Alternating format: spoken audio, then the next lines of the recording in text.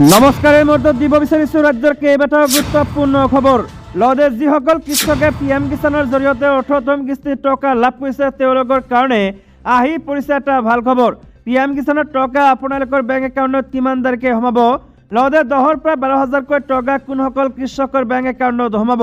আনহাতে যিসকল আত্মসহায়ক গোটৰ মহিলা আছে তেওঁলোকৰ কাৰণে ভাল খবৰ আহিছে। 1 তাৰিখে আত্মসহায়ক গোটৰ মহিলাৰ বেংক একাউণ্টত সোমোৱা আৰম্ভ হ'ব 10,000কৈ টকা। ৰাজ্যৰ মুখ্যমন্ত্ৰী হিমন্ত বিশ্ব শৰ্মাই পূৰ্বতে ঘোষণা কৰিছিল যে 1 তাৰিখে মুখ্যমন্ত্ৰীৰ জন্মদিন আৰু জন্মদিনৰ দিনে আপোনালোকৰ বেংক একাউণ্টত 10,000কৈ টকা সোমাই দিব। লগতে ৰাজ্যৰ আন কেইবাটাও গুৰুত্বপূৰ্ণ খবৰ আহিছে। ৰাজ্যৰ মুখ্যমন্ত্ৰী শৰ্মাই কেইবাটাও গুৰুত্বপূৰ্ণ ঘোষণা কৰিছে। এই ভিডিঅ'টোৰ মাধ্যমত জানিব পাৰিব, ভিডিঅ'টো চাই থাকিব। লগতে চেনেলটোত যদি নতুনকৈ আছে তেন্তে চেনেলটো ছাবস্ক্ৰাইব কৰাৰ লগতে ভিডিঅ'টোত এটা লাইক কৰি দিব। তেন্তে আহক বন্ধু বান্ধৱীসকল আজিৰ ভিডিঅ'টো আৰম্ভ কৰোঁ। ৰাজ্যৰ প্ৰথমটো ডাঙৰ গুৰুত্বপূৰ্ণ খবৰ আহিছে পিএম কিষাণ কৃষকসকলৰ কাৰণে। পিএম কিষাণ কৃষকৰ বেংক একাউণ্টত 19 নম্বৰ কিস্তি কেতিয়া আহিব, কিস্তি বন্ধ হ'লে কি কৰিব, ইয়াত জানি লওক সম্পূৰ্ণ তথ্য। প্ৰধানমন্ত্ৰী কিষাণ সন্মান নিধি যোজনাই ভাৰতৰ ক্ষুদ্ৰ আৰু প্ৰান্তীয় কৃষকসকলক প্ৰয়োজনীয় আৰ্থিক সাহায্য প্ৰদান কৰে। 2019 চনৰ 24 ফেব্ৰুৱাৰীত আৰম্ভ হোৱা এই আঁচনিৰ অধীনত কৃষকসকলে বছৰি 6,000 টকাৰ আৰ্থিক সাহায্য লাভ কৰে, যিটো পোনপটীয়াকৈ কৃষকৰ বেংক একাউণ্টলৈ 2,000 টকাৰ ৰূপত 3টা সমান কিস্তিত প্ৰেৰণ কৰা হয়। এই আঁচনিখন হৈছে বিশ্বৰ সৰ্ববৃহৎ প্ৰত্যক্ষ লাভৰ আঁচনি। 5 অক্টোবৰ তাৰিখে 18 নম্বৰ কিস্তি মুকলি কৰা হৈছিল। আপোনালোক সকলোৰে জ্ঞাততে জনাও যে প্ৰধানমন্ত্ৰী মোদীয়ে 5 অক্টোবৰ তাৰিখে মহাৰাষ্ট্ৰৰ ৱাছিমৰ পৰা আঁচনিৰ 18তম কিস্তি মুকলি কৰি দিছিল। এতিয়া 18তম কিস্তি আহি পোৱাৰ লগে লগে কৃষকসকলে তেওঁলোকৰ বেংক একাউণ্টত পৰৱৰ্তী কিস্তি আহি পোৱালৈ উৎকণ্ঠাৰে অপেক্ষা কৰি আছে। যদি মধ্যপ্ৰদেশ ৰাজ্যৰ কথা কওঁ তেন্তে ৰাজ্যখনৰ 81 লাখৰো অধিক কৃষকলৈ 1,682.9 কোটিতকৈ অধিক ধন হস্তান্তৰ কৰা হ'ল। এই কিস্তি স্বয়ংক্ৰিয়ভাৱে যোগ্য কৃষকৰ বেংক একাউণ্টত জমা হয়। কিন্তু যাতে কোনো সমস্যা নহয় তাৰ বাবে পিএম কিষাণৰ 18 নম্বৰ কিস্তিৰ ধন পৰিশোধৰ অৱস্থা সময়মতে পৰীক্ষা কৰক, লাভ কৰিব টকা। প্ৰধানমন্ত্ৰী কিষাণ সন্মান নিধি আঁচনিৰ 19তম কিস্তিৰ সম্ভাৱ্য তাৰিখ এতিয়াও আনুষ্ঠানিকভাৱে ঘোষণা কৰা হোৱা নাই। যদিও সংবাদ মাধ্যমৰ বাতৰি অনুসৰি ভাৰত চৰকাৰে ফেব্ৰুৱাৰী মাহত এই কিস্তি মুকলি কৰিব পাৰে, যিহেতু এই আঁচনিৰ অধীনত প্ৰতি 4 মাহৰ মূৰে মূৰে এটা কিস্তি মুকলি কৰা হয়।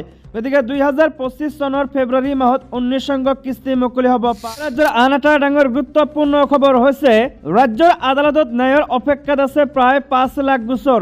অপৰাধকে ধৰি বিভিন্ন ধৰণৰ গোচৰৰ সংখ্যা বৃদ্ধি পোৱাৰ লগে লগে ন্যায় ব্যৱস্থাটোৰ ওপৰতো হেঁচা বৃদ্ধি হৈছে, যাৰ পৰিপ্ৰেক্ষিতত নিষ্পত্তি নোহোৱা গোচৰৰ সংখ্যা ক্ৰমাৎ বৃদ্ধি পাইছে। শক্তিহীন গোচৰৰ হেঁচাত ন্যায় ব্যৱস্থাটো কাৰ্যত ভাৰাক্ৰান্ত হৈ পৰিছে। এনে পৰিস্থিতিত ন্যায় প্ৰাপ্তিৰ বাবে বছৰৰ পিছত বছৰ ধৰি অপেক্ষা কৰিবলগীয়া হৈছে নাগৰিকে। নেশ্যনেল জুডিচিয়েল ডাটা গ্ৰিডৰ তথ্য অনুসৰি বৰ্তমানলৈ উচ্চতম ন্যায়ালয়ৰ লগতে উচ্চ ন্যায়ালয়, জিলা আৰু নিম্ন আদালতসমূহত 4.5 কোটিৰো অধিক গোচৰ নিষ্পত্তি নোহোৱাকৈ পৰি আছে। আন ৰাজ্যৰ দৰে অসমতো বৃহৎ অসংখ্যক গোচৰৰ চূড়ান্ত ৰায়দান হোৱা নাই। গুৱাহাটী উচ্চ ন্যায়ালয় সহ ৰাজ্যখনৰ আদালতসমূহত বিচাৰাধীন অৱস্থাতে পৰি থকা গোচৰৰ সংখ্যা হৈছে 4,98,629টা। ইয়াৰে 1,05,460টা দেৱানী গোচৰ আৰু 3,93,169টা ফৌজদাৰী গোচৰ। আনহাতে গুৱাহাটী উচ্চ ন্যায়ালয়ত নিষ্পত্তি নোহোৱাকৈ আছে 66,322টা গোচৰ। ইয়াৰে 48,138টা দেৱানী গোচৰ আৰু 16,184টা ফৌজদাৰী গোচৰ। ইফালে জিলা আৰু নিম্ন আদালতসমূহত নিষ্পত্তি নোহোৱাকৈ আছে 4,36,030টা গোচৰ। গুৱাহাটী উচ্চ ন্যায়ালয়ৰ গোচৰৰ ৰূপৰেখা। নেশ্যনেল জুডিচিয়েল ডাটা গ্ৰিডৰ তথ্য অনুসৰি গুৱাহাটী উচ্চ ন্যায়ালয়ত 10 বছৰ পুৰণি 3,569টা অৰ্থাৎ মুঠ গোচৰৰ 6% 5 বছৰৰ পৰা 10 বছৰৰ ভিতৰত পুৰণি 21,197টা, 3 বছৰৰ পৰা 5 বছৰৰ ভিতৰত পুৰণি 8,669টা, এবছৰৰ পৰা 3 বছৰৰ ভিতৰত পুৰণি 16,702টা আৰু এবছৰৰ ভিতৰত ৰুজু হোৱা 14,185টা গোচৰ নিষ্পত্তি নোহোৱাকৈ আছে। ৰাজ্যৰ বিভিন্ন জিলাৰ আদালতসমূহত নিষ্পত্তি নোহোৱা গোচৰৰ সংখ্যা যথেষ্ট বিশাল। ৰাজ্যৰ বিভিন্ন জিলাৰ আদালতসমূহত নিষ্পত্তি নোহোৱাকৈ থকা গোচৰৰ সংখ্যা নিত বৃদ্ধি পাই আহিছে। বৰ্তমান নিষ্পত্তিহীন গোচৰৰ সংখ্যা হৈছে 4,98,629টা। ইয়াৰ ভিতৰতে 1,05,460টা গোচৰ হৈছে দেৱানী গোচৰ আৰু 3,93,169টা গোচৰ হৈছে ফৌজদাৰী। এই মুহূৰ্তত দিব বিচাৰিছো এটা ভয়ংকৰ খবৰ। সলনি হ'ব নেকি আৰজিকৰ কাণ্ডৰ ৰায়? দোষী সঞ্জয়ৰ হ'ব নেকি মৃত্যুদণ্ডৰ শাস্তি? অপেক্ষা সোমবাৰলৈ। আৰজিকৰ কাণ্ডত সঞ্জয় ৰায়ৰ মৃত্যুদণ্ডৰ দাবী জনাই কলকাতা হাইকোৰ্টৰ দ্বাৰস্থ হৈছে CBI। এইবাৰ জনা গৈছে কলকাতা হাইকোৰ্টৰ বিচাৰপতি দেৱাংশু বসাক আৰু বিচাৰপতি মোহাম্মদ সব্বৰ ৰচিদিৰ বিচাৰপীঠত সোমবাৰে গোচৰটো উঠিব।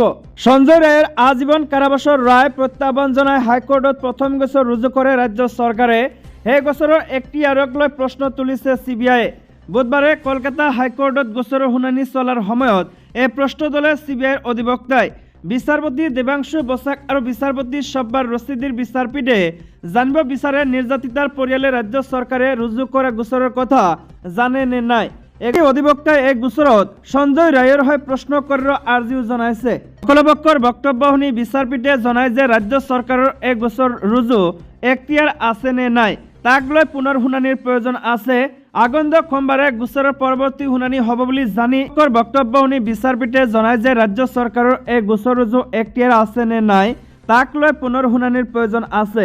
আগন্তুক সোমবাৰে গোচৰৰ পৰৱৰ্তী শুনানি হ'ব বুলি জনাই হাইকোৰ্টে।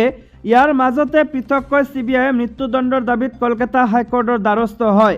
এই কাণ্ডত দোষী সাব্যস্ত হোৱা সঞ্জয় ৰায়ক আমৃত্যু কাৰাবাসৰ শাস্তিৰ নিৰ্দেশ দিছিল শিয়ালদা আদালতে। এই ৰায়ক প্ৰত্যাহ্বান জনায় আৰু সঞ্জয় ৰায়ৰ সৰ্বোচ্চ শাস্তি বিচাৰে হাইকোৰ্টত গোচৰ ৰুজু কৰে ৰাজ্য চৰকাৰে।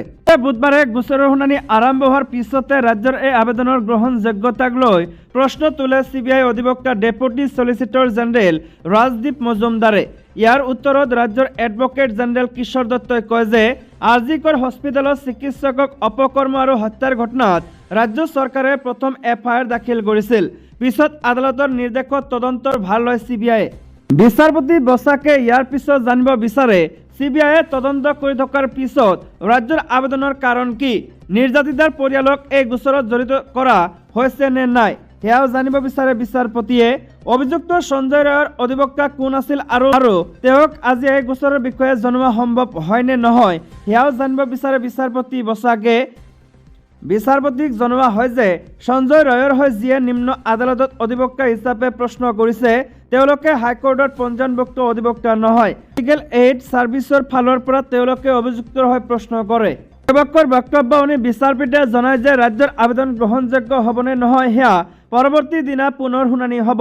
হাইকোৰ্টত ৰাজ্য চৰকাৰৰ গোচৰত যুক্তি ৰাখিব বিচাৰে নিৰ্যাতিতাৰ পৰিয়ালেও। সঞ্জয়ৰ হৈ এগৰাকী অধিবক্তাই প্ৰশ্ন কৰিব বিচাৰে। ইয়াৰ মাজতে হাইকোৰ্টত আপিল কৰিলে CBIয়েও। সোমবাৰে এই গোচৰৰ শুনানি হ'ব হাইকোৰ্ট। এই মুহূৰ্তত আহি পৰিছে আন এটা ডাঙৰ গুৰুত্বপূৰ্ণ খবৰ। কামাখ্যা দেৱোত্তৰ বোৰ্ডৰ বৃহৎ হাৱালা কেলেংকাৰীয়ে জোকাৰিছে ৰাজ্য। EDৰ অভিযানক আদৰণি কামাখ্যা দেৱালয় পৰিচালনা সমিতিৰ দলৰ। কামাখ্যা দেৱালয়ৰ কামাখ্যা দেৱোত্তৰ বোৰ্ডৰ বৃহৎ হাৱালা কেলেংকাৰীয়ে জোকাৰিছে ৰাজ্য। 7.62 কোটি টকাৰ কেলেংকাৰীক লৈ ইতিমধ্যে কেন্দ্ৰীয় তদন্তকাৰী সংস্থা প্ৰবৰ্ধন সঞ্চালকে চলাইছে অভিযান। কামাখ্যা দেৱোত্তৰ বোৰ্ডৰ ৰিজু প্ৰসাদ শৰ্মাৰ বাসগৃহত EDয়ে চলায় অভিযান। অভিযানত জব্দ কৰা হয় 1.82 কোটি টকাৰ বীমা পলিচি। অভিযানত উদ্ধাৰ হৈছে বহু আপত্তিজনক নথি পত্ৰ।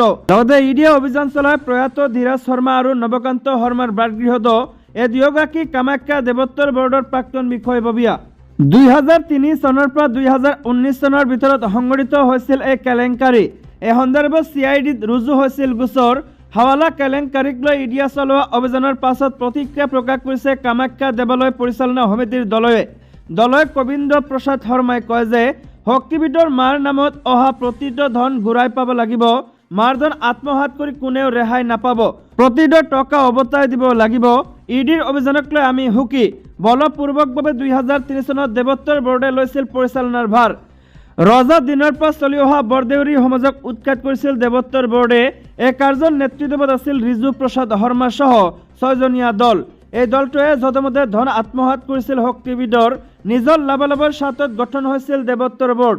তদন্তকাৰী সংস্থাক ঘটনাত জড়িত সকলোকে উৎখাত কৰিবলৈ আহ্বান জনায় দলয় গোবিন্দ প্ৰসাদ শৰ্মাই।